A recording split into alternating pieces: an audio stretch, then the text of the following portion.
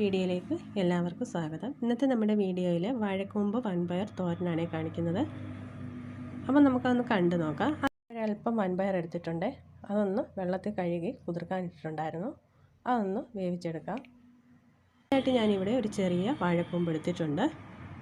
അപ്പോൾ ഇതിൻ്റെ പുറന്തോടെല്ലാം നമുക്കൊന്ന് ഇളക്കി കളയണം. എന്നിട്ട് ഇതിൻ്റെ പൂ മാത്രം നമുക്ക് എടുക്കാം. അപ്പോൾ പൂവിനകത്തൊരു നാരുണ്ട്, അതൊന്ന് എടുത്തു മാറ്റണം. അല്ലെങ്കിൽ ചില കൂമ്പ് തോരൻ വെക്കുമ്പോൾ കയ്പ്പ് വരും. ആ പൂവിൻ്റെ ആ നാര് മാറ്റി കഴിയുമ്പം ആ കയ്പ്പ് മാറുകയും ചെയ്യും. എന്നിട്ട് ഇതെല്ലാം നമുക്കൊന്ന് ചെറുതായിട്ട് അരിഞ്ഞെടുക്കാം. അപ്പോൾ കയ്യിൽ ഒരല്പം എണ്ണ തൂത്തിട്ട് വേണം നമ്മൾ ഈ കൂമ്പ് അരിയാൻ. അല്ലെങ്കിൽ ആ കറയെല്ലാം നമ്മുടെ കയ്യെ പിടിച്ചാൽ പോവാൻ വലിയ പാടാണ്. അപ്പോൾ ഇതെല്ലാം ഒന്ന് അരിഞ്ഞെടുക്കാം.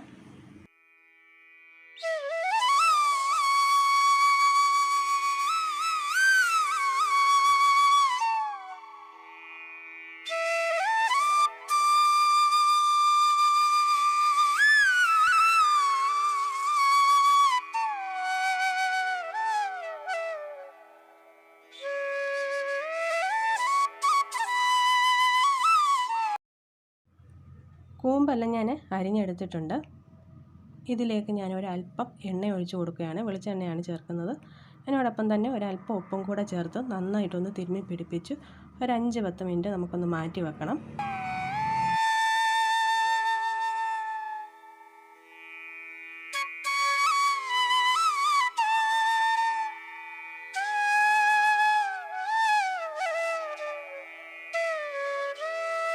ഇനി നമുക്ക് തോരനുള്ള അരപ്പ് തയ്യാറാക്കാം. അതിനായിട്ട് ഞാൻ കുറച്ച് തേങ്ങ എടുത്തിട്ടുണ്ട്. ഒരല്പം ജീരകവും വെളുത്തുള്ളിയും പച്ചമുളകും കൂടി എടുത്തിട്ടുണ്ട്.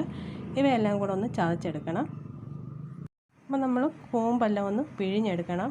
അപ്പോൾ ഇതിൻ്റെ കറ നമുക്ക് കളഞ്ഞിട്ട് വേണം നമുക്ക് തോരൻ വെക്കാൻ. അല്ലെങ്കിൽ ഇതിനൊരു കയ്പുണ്ട്. ചിലരിത് കഴുകിയാണ് എടുക്കുന്നത്. ഞാൻ ഇവിടെ കഴുകുകയല്ല ചെയ്തത്. ഇതുപോലെ ഉപ്പും എണ്ണയും കൂടെ ചേർത്ത് ഇതിൻ്റെ വെള്ളം ഒന്ന് പിഴിഞ്ഞെടുക്കുകയാണ്. അപ്പോൾ ഞാനിതെല്ലാം പിഴിഞ്ഞെടുത്തിട്ടുണ്ട്.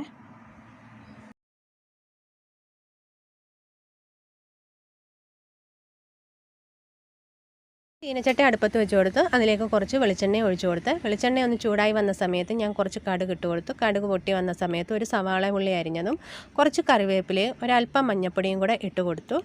അതിനുശേഷം പിഴിഞ്ഞു വച്ചിരിക്കുന്ന കൂമ്പ് ചേർത്ത് കൊടുത്തു. എന്നിട്ട് ഇത് നന്നായിട്ടൊന്ന് ഇളക്കി കൊടുത്തു.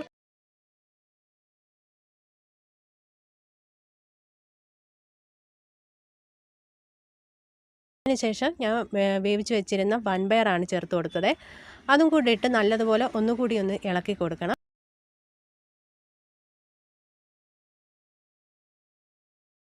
അതിനുശേഷം നമുക്ക് ചതച്ച് വെച്ചിരിക്കുന്ന തേങ്ങ ചേർത്ത് കൊടുക്കാം.